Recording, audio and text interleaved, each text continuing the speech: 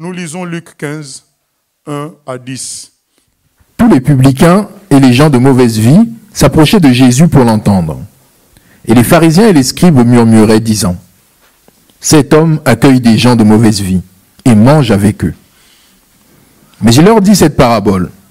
« Quel homme d'entre vous, s'il a 100 brebis et qu'il en perde une, ne laisse les 99 autres dans le désert pour aller après celle qui est perdue jusqu'à ce qu'il la trouve? Lorsqu'il l'a trouvée, il la met avec joie sur ses épaules et de retour à la maison, il appelle ses amis et ses voisins et leur dit, « Réjouissez-vous avec moi, car j'ai trouvé ma brebis qui était perdue. » De même, je vous le dis, il y aura plus de joie dans le ciel pour un seul pécheur qui se repent que pour 99 justes qui n'ont pas besoin de repentance. Ou quelle femme, si elle a 10 drachmes et qu'elle en perde une, allume une lampe, ne balaie la maison et ne cherche avec soin jusqu'à ce qu'elle la trouve.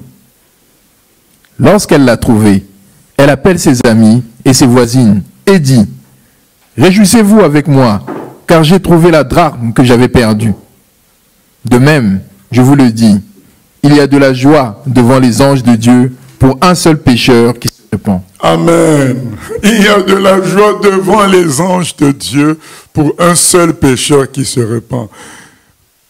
Ma conversion a remué le ciel, a créé une fête au ciel. Je suis si aimé.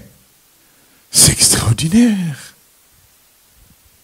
Vous savez, nous traînons, je veux parler des chrétiens sur terre, dans des difficultés inutiles parce que les gens n'ont pas les échos du ciel. Si tu pouvais comprendre que ta conversion à toi réjouit des êtres extraordinaires comme des anges, remue le ciel dans une fête en joie. Oh frère, quelle consolation par rapport à tout ce qu'on peut subir ici sur terre. Quelle force! Quelle force! Jésus dit, les anges sont contents quand l'un d'entre vous se repent. Mais on n'est pas encore au ciel. On est encore sur terre. Mais le ciel est content parce que tu es déjà sur le livre de vie. C'est comme si tu dois venir, tu es au Sénégal, ta famille est aux États-Unis, mais ils font des démarches pour que tu viennes. Ils apprennent, finalement, tu as eu le visa. N'est-ce pas qu'il y aura une fête à la maison? Tout le monde sera content. Enfin, il a eu le visa. Tout le monde est content. Mais maintenant, lisons le psaume 116, 15. Elle a du prix aux yeux de l'Éternel, la mort de ceux qui l'aiment. Amen, amen. Alors, quand tu as ton visa, toute la famille en Amérique saute de joie. Ah, il a le visa, il ne reste plus qu'à prendre l'avion. Déjà que tu as le visa, il saute de joie. Déjà que tu te repens, il saute de joie. Parce que ton nom est maintenant sur les registres du ciel.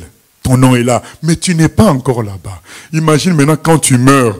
Alors, imagine maintenant quelle est leur joie. Parce que quand tu meurs, c'est là que maintenant tu vas là-bas. Quelle joie de t'accueillir. Quelle joie de t'accueillir. À l'aéroport, toute la famille est là. Quand tu descends de l'avion. C'est des pleurs, c'est des embrassades, c'est des cris même. Parce que l'enfant qu'on avait laissé au Sénégal, il est resté tout seul pendant des années. Maintenant, on se retrouve avec lui.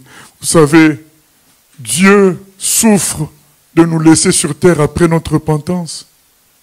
Il a envie de nous voir à ses côtés, mais il doit patienter lui-même. Parce qu'il y a des choses à faire sur la terre. Bien-aimés, vous vous rendez compte de l'importance de notre présence sur terre. Notre présence sur terre est capitale. Il y a des choses à faire. C'est-à-dire que passer sur terre, notre vie sur terre comme une salle d'attente, c'est une offense. Parce que ça voudrait dire que Dieu préfère souffrir à te laisser sur terre comme une salle d'attente. Non! Dieu veut tellement te voir. Il veut tellement te saisir.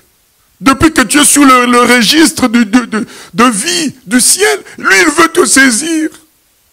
Il y a de la joie au ciel. Il y a des anges qui attendent que tu arrives. Maintenant, vous imaginez, s'il concède de nous laisser sur terre, c'est qu'il y a un but très important qui fasse que ils acceptent de patienter. C'est qu'on a un rôle très important sur terre. Est-ce que vous pouvez imaginer une maman qui a laissé son fils pendant 10 ans, mais il sait que le fils a déjà eu le visa, il n'y a pas de problème pour acheter le billet, mais elle se dit, je le laisse encore 2 ans. Ça veut dire qu'il y a une raison. Si vous connaissez vraiment les mamans, donc ça veut dire qu'il y a une raison très très importante qui fasse qu'elle attende encore 2 ans alors que tout est bon pour revoir son fils. Alors, si on comprend ces choses, on ne va pas vivre sur terre comme des consommateurs en attendant le ciel. On va chercher qu'est-ce que Dieu attend de nous. On va vraiment se dire, Seigneur, alors pourquoi je suis ici? Voilà.